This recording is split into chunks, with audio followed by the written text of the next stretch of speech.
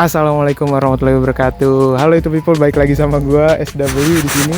Apa kabar kalian semua yang sudah menonton video ini? Semoga kalian baik-baik saja, sehat selalu dimanapun kalian berada. Oke, jadi pada pagi hari ini kita akan bahas masalah tanda-tanda keluarnya Dajjal. Enggak. Jadi kajian subuh ya. Kagak. Jadi gua mau bahas tentang motor ini, motor Aerox ini yang kemarin itu sempat ada trouble. Tapi trouble-nya bukan gara-gara pemasangan ataupun barangnya jelek. Trouble-nya itu karena mesiningnya kurang bagus. Jadi di bengkel bubutnya tuh kurang bagus. Nah itu bakalan gue bahas sambil jalan aja ya. Karena ini gue niat banget sumpah, ini subuh-subuh ya kan. Basah-basahan gini, hujan-hujan. Kelihatan gak sih di kamera gerimis? Kelihatan? Enggak bohong anjir, ini sebenarnya malam-malam bukan subuh-subuh. Jadi si Aerox ini bakalan gue bawa sambil jalan ya. Seperti biasa aja nih, gue bawa kayak harian gitu, nggak gue bawa ngebut-ngebut karena ini masih inrayan juga. Nanti bakalan gue jelasin kenapa inrayan lagi, dan sekalian gue jelasin nanti permasalahan apa aja sih yang muncul setelah motor ini gue pakai harian ya kan. Ya langsung aja lah kita bawa motornya yuk.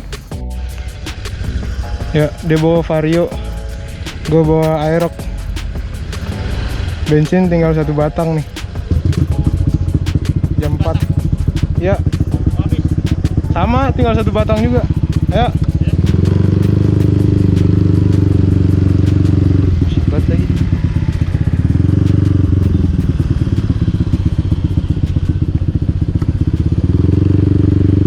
Oke guys, jadi ini sambil jalan aja ya gue jelasin. 240 cc nggak tuh buat harian ya kan. Sebenarnya nih motor lebih enak daripada R15 gua dipakainya karena ini udah proper banget sih speknya. Headnya kan head making tuh, ukuran klepnya 27 24, gede banget kan. Yang R15 gue cuma 25 22. Enak banget sebenarnya ini kalau dipakai harian. Boros juga nggak terlalu boros sih, masih borosan CBR gue rasa. Macet.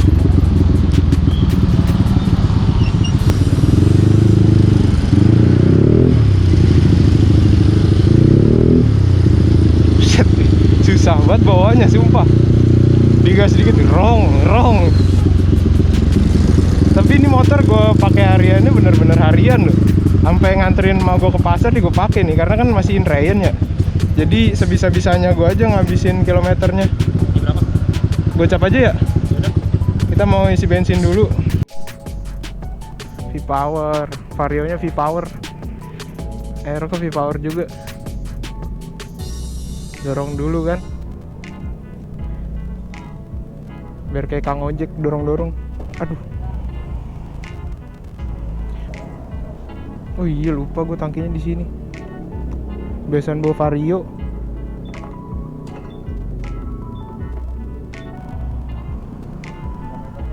Nggak ada. Isinya V-Power semua. Habis gajian nih. Orang mah isi Pertalite gitu, ini V-Power semua anjir. Disalah mulu, gue buka ini mulu, heran. Astagfirullahaladzim. Ini gue mau buka jok. Iya. Oke, jadi sekarang gue mau jelasin yang diganti kemarin tuh apa aja. Sambil jalan yuk. Macet lagi. Salah gue ngomong daerah sini sepi. Jadi kemarin itu kan motor ini dibawa touring ya. Kalian juga udah tahu lah pasti kalau udah nonton videonya. Motor Aerox 240 cc ini dengan piston 70 nggak cuman dipakai harian, dipakai touring juga nggak tuh ya kan. Dibawa ke Pangandaran. Udah dibawa ke Pangandaran, itu sebenarnya kemarin udah selesaiin Rayon pakai blok yang pertama tuh, blok yang BRT Gorilla ya kan. Nah, cuman ada masalah nih. Si blok BRT Gorilla itu kemarin kan harus dilas tuh karena headnya ini kan head making, jadi itu harus nyesuaiin posisi bautnya. Jadi bloknya harus dilas dan posisi bautnya digeser-geser gitu deh kan. Kemarin udah gue jelasin. Nah, gara-gara itu bagian permukaan blok silindernya itu harus diratain lagi kan. Nah, waktu diratain itu dia nggak pakai mesin milling guys. Jadi kalau mesin milling itu kan bloknya cukup ditaruh di mesin terus dibubut sampai rata gitu kan bagian permukaannya. Nah cuman yang kemarin itu dia pakai mesin bubut ngeratainnya. Jadi linernya itu dijepit dijepit pakai cekam mesin bubut ya kan. Liner dijepit, diputer-puter itu blok, terus diratain gitu. Nah hasilnya gimana? Hasilnya si linernya itu bagian sleeve yang masuk ke crankcase, bagian sisa boringan yang keluar gitu, bagian yang dijepitnya itu dia jadi peang. Pistonnya kan seret tuh mau nggak mau, karena ukurannya tuh jadi nggak pas tuh sama piston, agak menciut dikit, bentuknya rada oval. Nah gue poles dah tuh bloknya kan, pakai autosol doang gue poles, pakai alat poles, pakai autosol. Nah permasalahannya waktu gue poles, dia kelebihan polesnya. Jadi garis-garis cross heads-nya, kalau misalnya kalian tahu kan di blok itu, di linernya itu kan ada garis-garis nyilang, garis cross head-nya itu ngilang dia, jadi halus gitu, kayak blok, kayak di chrome gitulah modelnya. Astagfirullahaladzim, sepatuku basah cuk.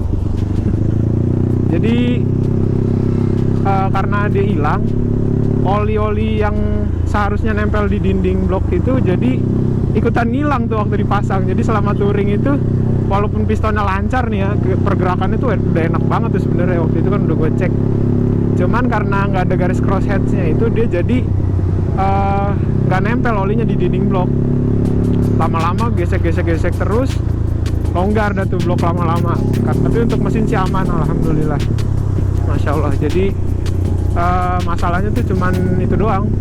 Jadi bukan gara-gara pemasangan, si piston masih aman. Piston itu kayak masih piston baru dimasukin terus dipakai kayak sampai 10.000, 15.000 kilometeran gitu lah. Jadi lumayan ada baret tipisnya, cuman masih oke lah kalau mau dipakai lagi. Cuman gue memutuskan untuk motornya biar lebih awet, gue ganti nih, ganti piston sama blok JP Racing guys. Jadi seset tuh pistonnya piston karbon, bloknya pakai liner yang paling bagus lah, paling pol katanya, kompetisi, full karbon kompetisi katanya. Pokoknya tuh habis kurang lebih 3,5 jutaan guys, sama ongkos buat masang linernya itu, quarter segala macem. Itu pistonnya sendiri harganya 875.000 ya, 800 guys, hampir sejuta tuh piston doang. Iya nggak tuh? Sama bloknya, linernya itu harganya 1.600.000, geblek nggak? Itu parah sih emang menurut gua, buset deh itu. Oh ya, gue sekalian bikin ituan juga, nutup jalur radiator di JP Racing tuh. Jalur radiator gue tutup sebagian, fungsinya biar yang nggak kepake itu jalur radiator yang ketutupan sama packing yang nggak ada lubangnya itu biar ditutup aja, jadi nggak rawan bocor. Jadi ini motor bener-bener buat harian tuh aman banget, karena jarak air radiator sama bibir bloknya itu emang kayak standar anjir, bener-bener nggak perlu takut bocor-bocoran ini motor. Makanya emang ini gue pakai setiap hari, gue bawa touring itu air radiator nggak ada ceritanya tuh sampai habis gitu, apalagi radiatornya 2 kan, aman lah pokoknya. Set deh, ini motor harus hati-hati bener bawanya.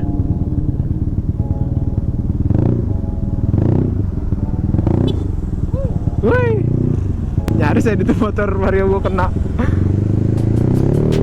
Tuh, gila anjir, gitu doang mau ngangkat. Ini kalau nggak inrain bawanya barbar mah lo yang kena nih, bukan motornya yang rusak. Sampai mana tuh tadi? Oh iya, nah ini ada beberapa bagian lucu ya kan, permasalahan lucu yang kemarin tuh ketemu setelah gua bongkar. Aduh anjir, ngeri gua. Yang kemarin gua ketemukan nih permasalahannya, gua kasih tahu nih, gua beberin aja ya. Jadi kemarin itu setelah headnya datang, head yang ditutupin jalur radiatornya itu dilas pakai las argon ya kan, udah datang nih headnya nih. Gue cek lah tuh ya kan di rumah, loh kok anjay. Itu packing, yang namanya packing dia naruh posisinya tuh terbalik waktu ngelombangin lubang jalur radiatornya, jadi salah lubang tuh. Ya akhirnya harus gue lubangin lagi, nggak apa-apa sih, gampang pakai mata bor gitu. Yang penting kan udah ketutupnya pas gitu posisinya.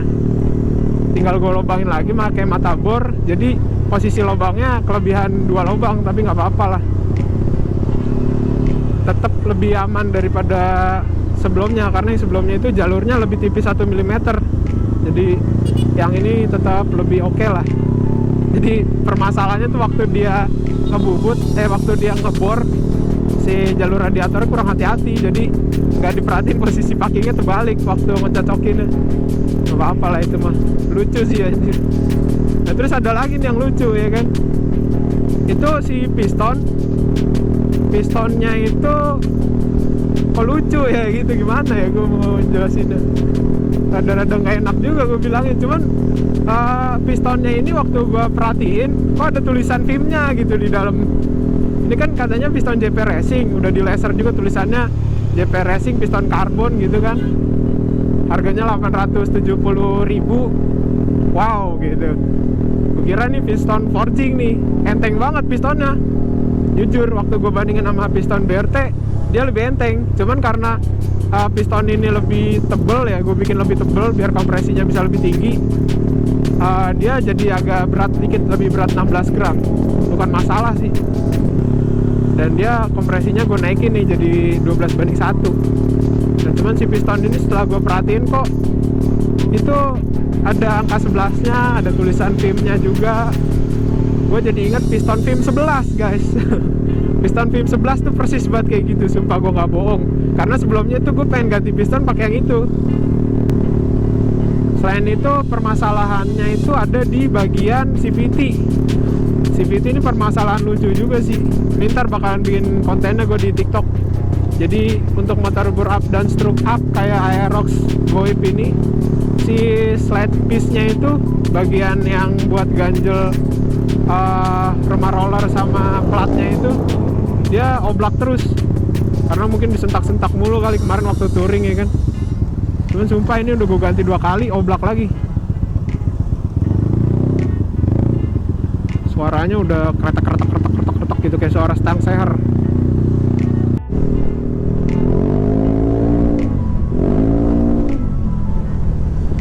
Suaranya mengintimidasi banget anjir. Kalau digas tuh wang. Padahal 1/4 gas itu. Speknya itu gila, tapi gilanya tuh masih dalam batas wajar karena emang pemilihan partnya itu lumayan bagus. Aerox tuh 70 mm masih bisa dibilang wajar ya, asal pakai head making. Karena head making tuh klepnya itu yang aftermarket bisa sampai 29 berapa kemarin? 2925 ya? Enggak, 2825 gue lupa, pokoknya gede-gede lah klepnya. Dan itu 4 klep ya guys, bukan 2. Ini klep motor ini kan 2724, itu aja udah setara sama Max 300 kalau nggak salah. Sekitaran segitu dia ukuran klepnya. 2724, gila nggak tuh?